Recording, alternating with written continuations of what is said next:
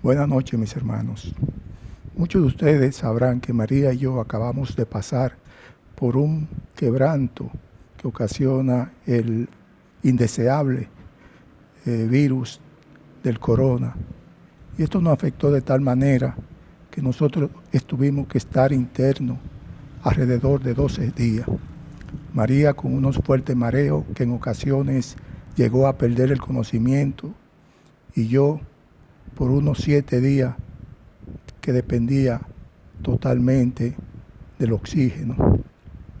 Sin embargo, en esas circunstancias, María me decía que además de los síntomas que tenía propios de la enfermedad, lo más difícil era tener que estar lejos de su casa y de sus hijas. Pero a pesar de eso, ella decía que descansaba en paz, porque sabía que Jesús nos estaba acompañando en todo momento. Y que si esto nos había sobrevenido, era por alguna razón, porque había un propósito, porque todo obra para bien. Y es lamentable que uno tenga que afrontar por estos momentos para uno detenerse a pensar y replantearse cuáles son los objetivos de nuestras vidas, de convencernos qué tan frágil es la vida, convencernos de que ese soplo de aliento se puede ir en apenas un instante. No sé por qué, pero mientras estaba interno constantemente llegaba a mi mente aquel relato de aquel hombre necio, quien había acumulado muchas cosas, muchos bienes. Y Dios le dijo: necio, esta noche vienen a pedir tu alma. Y lo que ha provisto, ¿de quién será? Yo estaba plenamente seguro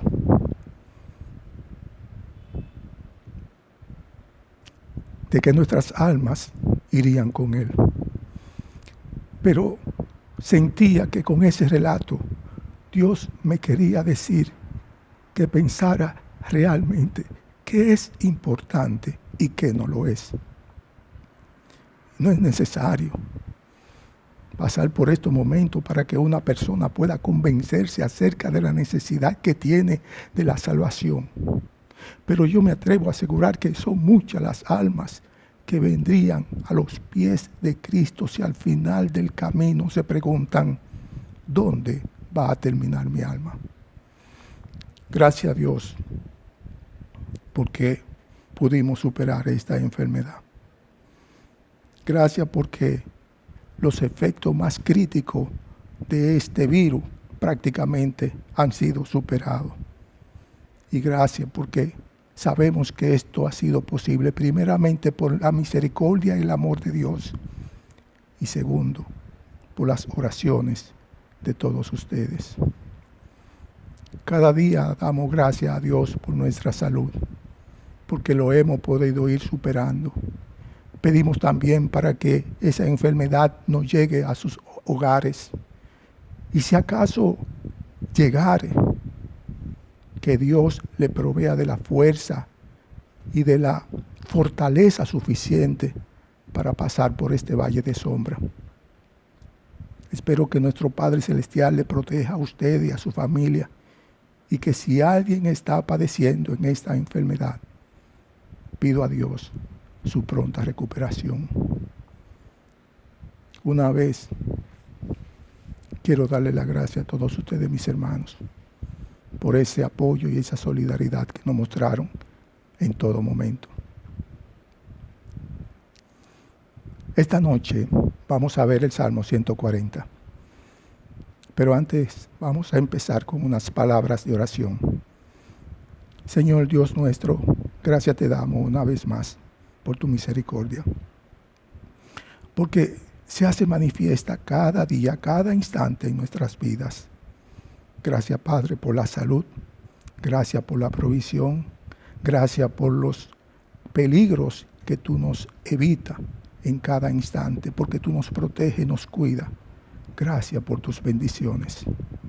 Te pido ahora, Señor, que bendiga este momento, que nos ayude a sentir como el salmista, quien a pesar de momentos de angustia, siempre clamó a ti, confió en ti y esperó en ti. Por Cristo Jesús te lo pido. Amén.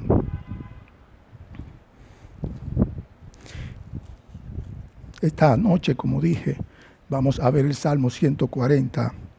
Y en él vamos a ver que no importa qué tan grandes sean las angustias que nosotros pasemos o el dolor que suframos, porque las personas que están a nuestro alrededor nos causen todos estos atropellos. Sin embargo, siempre debemos mantener nuestra confianza en nuestro Señor. Y aunque a veces nosotros nos desesperamos y creemos que no vamos a poder seguir soportando, el salmista nos enseña que debemos mantenernos firmes y no desmayar, porque en su debido momento Dios nos ha de responder. ¿Quién mejor para decirnos estas cosas que no sea el salmista, quien ha sido un verdadero adorador, pero que además ha sentido los dolores y las angustias de la vida? Se ha visto amenazado de muerte, ha pasado por duras crisis, la gente lo ha atacado, gente violenta, gente soberbia, gente impía y gente injusta. Pero ante cada una de estas circunstancias, Él nos muestra que la primera reacción del creyente debe ser, ante cualquier tipo de tribulación, presentarla delante de Dios. Y por eso en los primeros versículos nos dice lo siguiente: líbrame, oh Jehová, del hombre malo, guárdame de hombres violentos, los cuales maquinan males en el corazón, cada día urden contiendas. Aguzaron su lengua como la serpiente, veneno de aspi hay debajo de sus labios. El salmista se siente perseguido por hombres malvados y violentos. Todos aquellos que están a su alrededor le desean el mal. Por tanto, él clama por justicia divina y él pone toda su confianza en la justicia que Dios le puede dar. Y fíjense que en los primeros versículos, él ni siquiera hace una palabra de introducción, de alabanza a Dios. En este momento él no va con rodeo. En este momento inmediatamente él se va al meollo del asunto, siendo su primera palabra: líbrame, oh Jehová. Y esto nos indica que ciertamente este hombre está verdaderamente desesperado. Pero nos dice además que un hombre que es de Dios, que está pasando por momentos de angustia, que está siendo perseguido, que está desesperado, lo primero que debe hacer es buscar la ayuda de Dios. Dice: líbrame, oh Jehová. Y buscar la ayuda de Dios es lo más sabio que un hombre puede hacer. Porque ¿quién es el único que puede traernos paz? ¿Quién es el único que puede librarnos del hombre malo? ¿Quién es el único que con su bondad infinita puede vencer la maldad del universo? A través de los salmos nosotros podemos encontrar muchas situaciones en las que se encontraba el salmista David.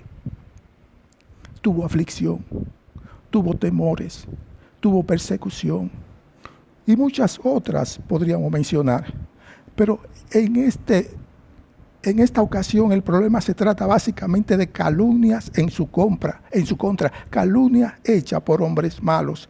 Dice: guárdame de hombre violento, los cuales maquinan males en el corazón, cada día urden contienda, aguzaron su lengua como la serpiente, veneno de aspi hay debajo de sus labios. Y es que la calumnia es una estrategia de ese tipo de gente. Porque ellos, antes de atacar y de perseguir físicamente a un hombre bueno, lo primero que hacen es calumniarlo. Lo primero que hacen es desacreditarlo, hacer una falsa imagen de él, poner a todas las demás personas en su contra y luego de denigrarlo, entonces proceden con la persecución, proceden con la violencia, y cuando lo hacen de este modo, entonces a los ojos del mundo, ellos no están ejerciendo violencia, sino que están actuando con justicia ante ese hombre. Sabemos cómo proceden ellos. Y de esa misma manera proceden contra nosotros los creyentes. A los creyentes hay que denigrarlos. Hay que señalarlos que son unos hipócritas. Hay que decirle, hay que mostrar que ellos no son unos santos. Que ellos hicieron una vez esto y una vez hicieron aquello. Y con esto, ellos lo único que pretenden desacreditar es la palabra de Dios. Ignorando que precisamente porque nosotros reconocemos nuestras imperfecciones, es que constantemente debemos mirar la obra de Cristo en nuestras vidas. Estos hombres se deleitaban en hacerle daño a David.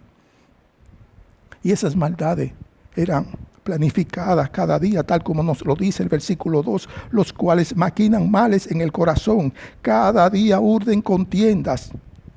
Y esto nos señala sencillamente que evidentemente son hijos de Satanás. En el versículo 3 nos dice, aguzaron su lengua como la serpiente, veneno de aspi hay debajo de sus labios. Serpiente, veneno en sus labios, es decir, mentira. Definitivamente.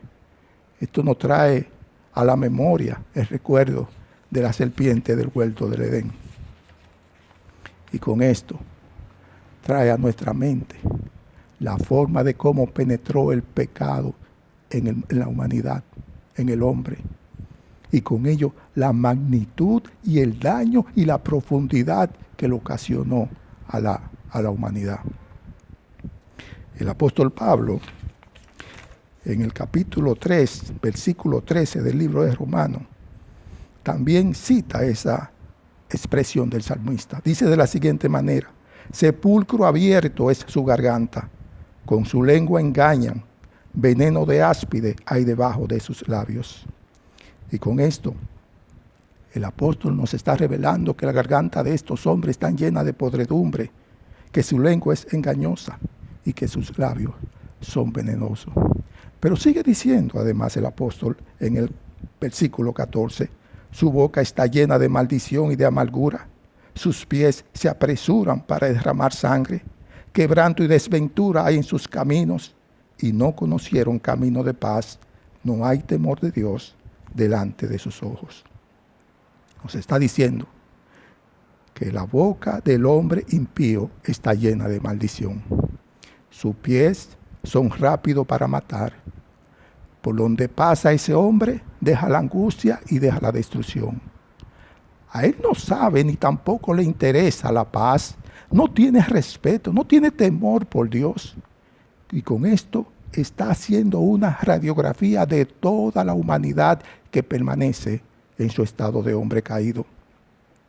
Estos hombres eran hombres malos y llevaban la destrucción a todos aquellos que estaban a su alrededor, y por eso David clama a Dios para que Dios mantenga a esos hombres alejados de él, y en cambio le pedía que lo protegiera y lo preservara. Y por eso sigue diciendo en el versículo 4, guárdame, oh Jehová, de manos de impío, líbrame de hombres injuriosos que han pensado trastornar mis pasos. Me han escondido lazo y cuerdas los soberbios, han tendido red junto a la senda, me han puesto lazo. Y es evidente que el hombre malo está presente por todos los lados. David era un hombre valiente. David era un hombre piadoso. Pero también David era un hombre que estaba sujeto a las provocaciones de la carne. Y por eso él le pedía a Dios que lo guardara, porque él no quería que su reacción fuera igual a la reacción de esos hombres impíos y que con eso ofendiera a Dios. El impío en su mente entenebrecida puede desear, puede planificar, puede ejecutar cualquier maldad como cualquier hombre. Por eso él clamaba a Dios. Dios, quien es el amo del universo. Porque sabía que ese Dios, su Dios, era el único que podía defenderlo, que podía impedir que esas acciones de esos hombres malos se materializaran. Cuando un hombre es de Dios, ese hombre actúa de manera transparente. Pero si ese hombre no es de Dios, actúa como los falsantes. Una cosa por delante, otra cosa por detrás. Esas personas son maestras de disfrazar las cosas. Dice el versículo 5, me ha escondido lazo y cuerda a los soberbios, han tendido red junto a la senda, han puesto lazo, dice el salmista. Ellos esperaban que David cayera en cualquiera de sus trampas. Ellos habían colocado lazos, lo habían colocado de manera escondida. Le ponían carnada en el camino. Le tendieron trampas ocultas para que él se enredara. Y aunque David sabía perfectamente acerca de las intenciones de ellos, sin embargo, él no sabía dónde era que estaban ubicadas esas trampas. Y por eso se hacía imprescindible que Dios lo ayudara para no caer en ellas. El rey Saúl hizo muchas persecuciones contra David. Fueron muchos los lazos que le extendió, pero en cada uno de ellos Dios los libró. Pero no solamente esto le sucede a David, no solamente a él se le ha colocado trampas, se han colocado lazos, también a nosotros los creyentes. Constantemente nosotros tenemos que estar vigilantes en el camino, porque Satanás, ese enemigo astuto, constantemente está poniéndonos carnadas para hacernos caer. Son muchos los atractivos que nos presenta. Son muchas las provocaciones que nos da cada día. Diferentes tipos de placeres, en toda su forma, en todos los tamaños. Orgullo, avaricia. Ese maligno, de manera sutil, trata de seducirnos. Y lo hace de una manera tal que muchas veces no nos damos cuenta. Por tanto, si nosotros no estamos alerta, vamos a caer en sus redes. Y no nos vamos a dar por enterado hasta que estemos muy metidos en ella. Y luego que estemos metidos dentro de ella, va a ser muy difícil, casi imposible salir de ahí, si no clamamos de corazón arrepentido la ayuda de Dios. Si un creyente da alguna señal de que pueda ser persuadido, inducido, arrastrado hacia el mal, Satanás va a estar listo, va a estar presente para allanar ese camino, de manera que ese creyente caiga y que ese creyente se aleje de Dios. Y con esto, Satanás alcanzar sus abominables propósitos. Por eso es imprescindible la ayuda de Dios en todo momento. Y el salmista estaba muy consciente de ello. Y por eso dice en los versículos del 6 al 8, he dicho a Jehová, Dios mío eres tú. Escucha, oh Jehová, la voz de mis ruegos. Jehová, Señor, potente Salvador mío, tú pusiste a cubierto mi cabeza en el día de batalla. No concedas, oh Jehová, al impío sus deseos. No saques adelante su pensamiento para que no se ensoberbezca. Dice el salmista en el versículo 6, Dios mío eres tú. Y esta es la razón de su esperanza. Esta es la razón de su plena confianza en Él. Él no adora a ningún otro Dios. Él sabía que su fidelidad le pertenece solo a Jehová. Y cuando nosotros somos fieles a Él, Él escucha nuestros ruegos y escucha nuestra voz. Él estaba convencido de que además su Dios era un Dios potente. Por eso le dice, potente Salvador mío. ¿Cuántas batallas libró David? Fueron muchas las batallas que él tuvo que librar. Y siempre él salió victorioso, porque él tenía un aliado invisible que estuvo a su lado, cubriendo su cabeza en el día de la batalla, como él mismo lo confiesa cuando dice, tú pusiste a cubierto mi cabeza en el día de batalla. Él tuvo muchas batallas, batallas físicas, cuerpo a cuerpo. También tuvo batallas psicológicas, emocionales. Él enfrentó hombres mentirosos, malvados, calumniadores.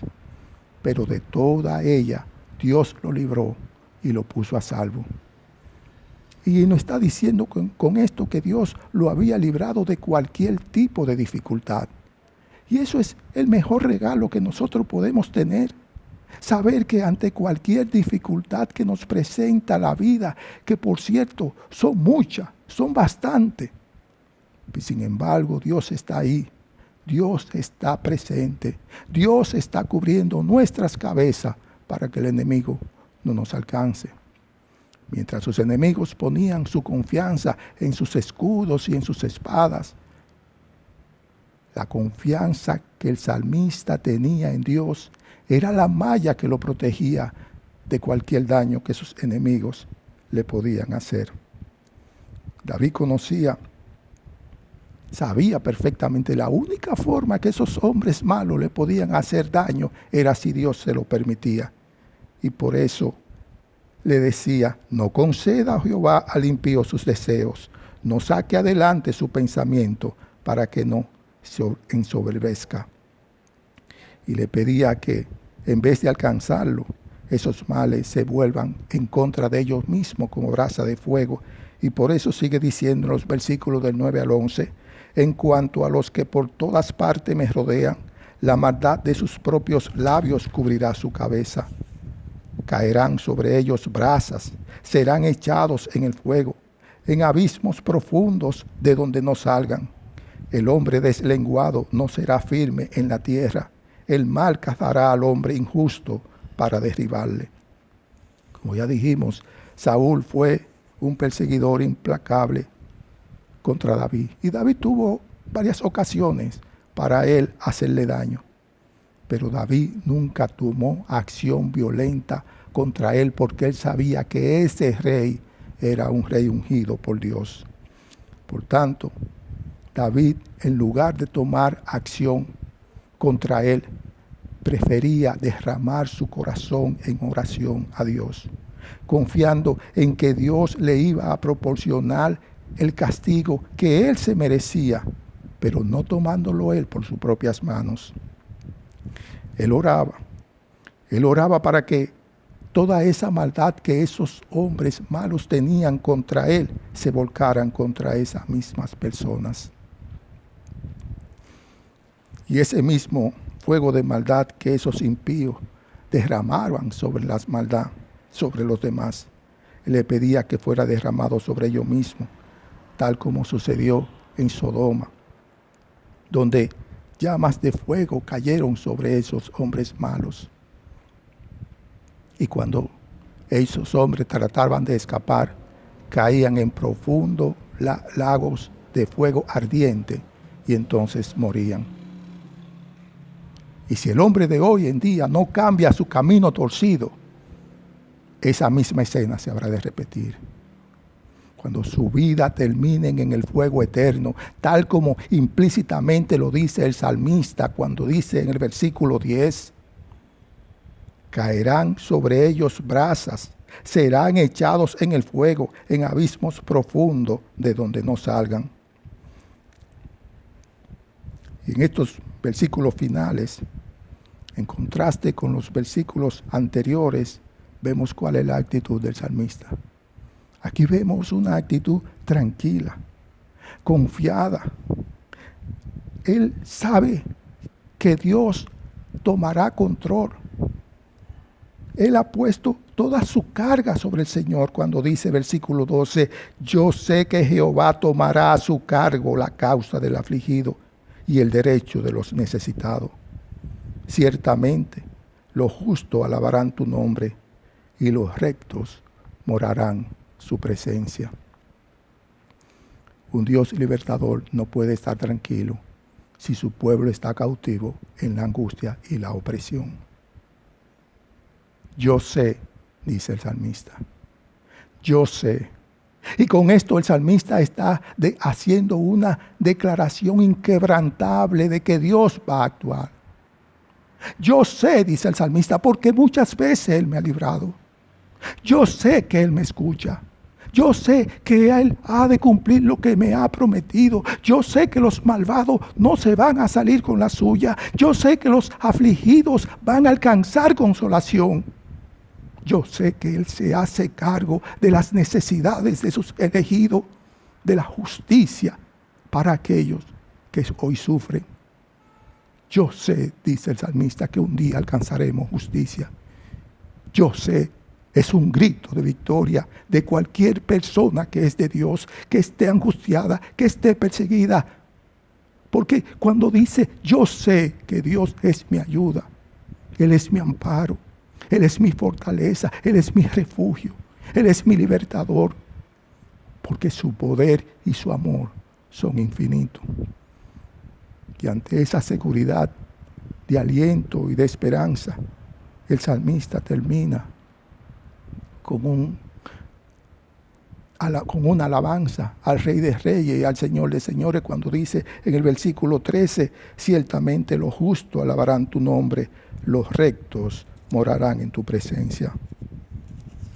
Y porque somos peregrinos y extranjeros en este lugar, porque sabemos que este no es nuestro verdadero hogar. Apocalipsis 22:13, refiriéndose en aquella ocasión en la cual todos los que hemos creído estaremos juntos a Él, dice, y no habrá más maldición, y el trono de Dios y del Cordero estará en ella, y sus siervos le servirán y verán su rostro. Y con esta esperanza de una vida mucho mejor, hace que todos estos sufrimientos que padecemos en esta vida no sean más que uno simple pinchazo de un alfiler que muy pronto olvidaremos. Que el Señor les bendiga y buenas noches.